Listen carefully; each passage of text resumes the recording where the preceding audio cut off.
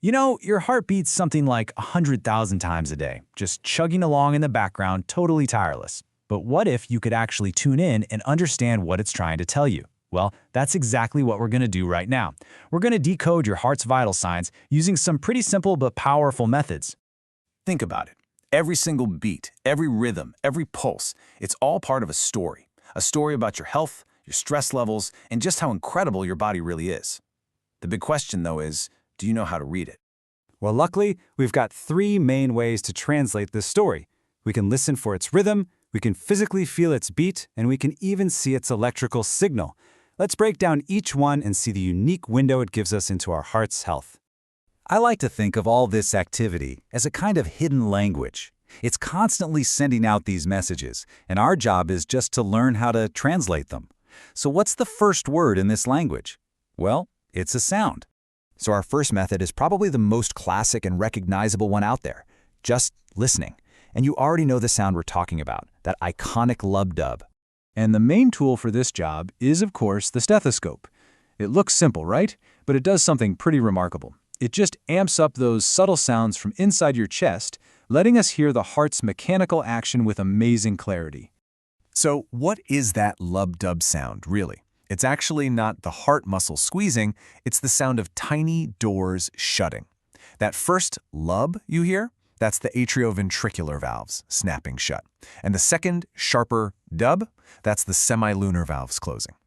A crisp, regular lub-dub is the sound of a healthy, efficient machine. But if a doctor hears something off, like a whooshing or swishing sound, they call it a murmur, it could mean a valve isn't closing quite right. Okay, so from listening with a tool, let's switch gears to a method you can try right now, no equipment needed. We're going to talk about feeling the beat yourself by taking your own pulse. And it's incredibly simple.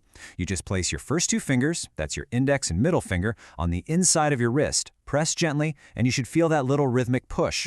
Once you find it, just count the beats for 30 seconds and double it. But here's the thing, you're feeling for more than just speed. Is the rhythm steady, like a clock, or does it feel kind of irregular, maybe skipping beats? That regularity is just as important as the number itself. And here is a huge pro tip that can really throw you off. As you can see, never ever use your thumb to take a pulse. Not on someone else and not on yourself. Why? Because your thumb has its own artery with a pretty strong pulse, and you could easily end up counting your own heartbeat by mistake. Now the wrist, using the radial artery, is the most common spot. But you can also find a really strong pulse in the carotid artery in your neck. For most adults, a typical resting heart rate is somewhere between 60 and 100 beats per minute. And of course, for pure convenience and accuracy, you can't beat digital monitors. They're fantastic tools that give you an instant reading. Okay, so we've covered sound and we've covered touch. Now we get to move on to sight. This is where we get the most detailed picture of our heart's activity by looking directly at its electrical signal. This is done with a machine called an electrocardiogram, or you'll usually just hear it called an ECG. By placing these little electrodes on the skin, a machine can pick up the tiny electrical currents that make the heart muscle contract.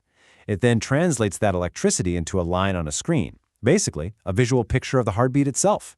And this is what you want to see. This predictable, repeating pattern of peaks and valleys. That's the signature of a healthy heart. Each part of this wave corresponds to a specific electrical event. It's like a beautiful, orderly symphony of signals, telling the heart exactly what to do second after second. But now, look at this.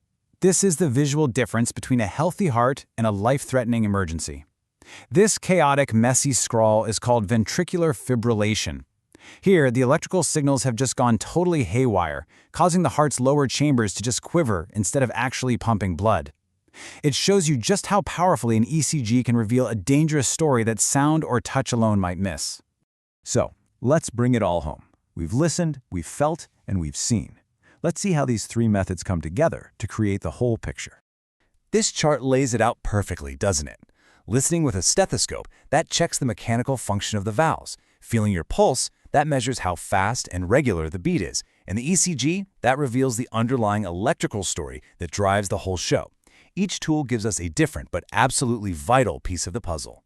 So what's the big takeaway here? Your heart is constantly broadcasting its status. Through its sounds, its pulse, its electrical signature, it's telling a really detailed story. The only question left is, are you listening?